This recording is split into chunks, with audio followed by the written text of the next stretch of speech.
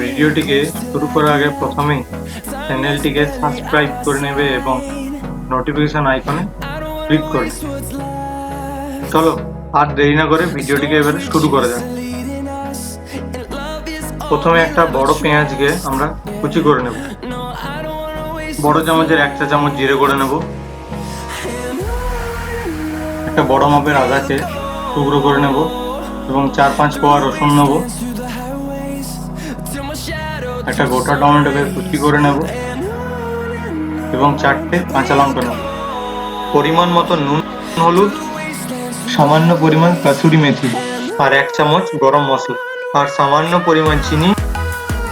এবার প্রথমে একটি বড় পাত্র নিয়ে তার মধ্যে তড়কার কলাই দিয়ে 5 থেকে 6 ঘন্টা জলে ভিজিয়ে রাখতে হবে এবং তারপর সেদ্ধ করে নিতে হবে।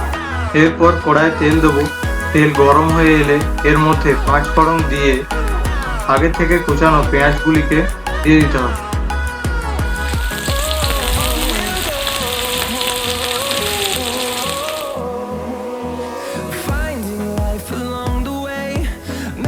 পেঁয়াজগুলি হালকা গোল্ডেন হয়ে এলে তার মধ্যে জিরে, আদা, রসুন, লঙ্কার পেস্ট দিয়ে দিতে হবে এবং মশলাগুলিকে ভালোভাবে কষতে হবে।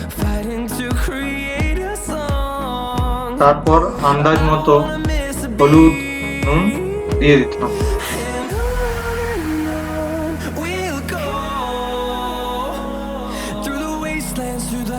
এবার মশলা থেকে তেল ছেড়ে এলে তার মধ্যে কুচানো টমেটোগুলি দিয়ে দিতে হবে।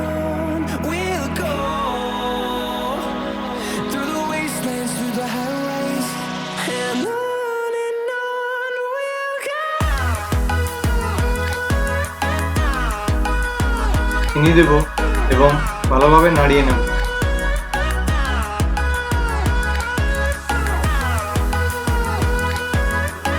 এবার এর ভেতর আগে থেকে সেদ্ধ করে রাখা কলাই দিয়ে দেব।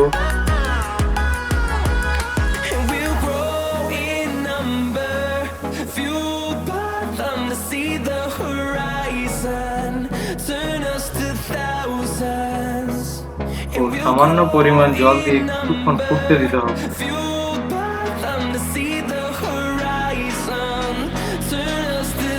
কড়াইয়ের জল কমে এলে তার ভেতরে গরম মশলা দিয়ে দেব এবং ভালোভাবে নাড়িয়ে নেব।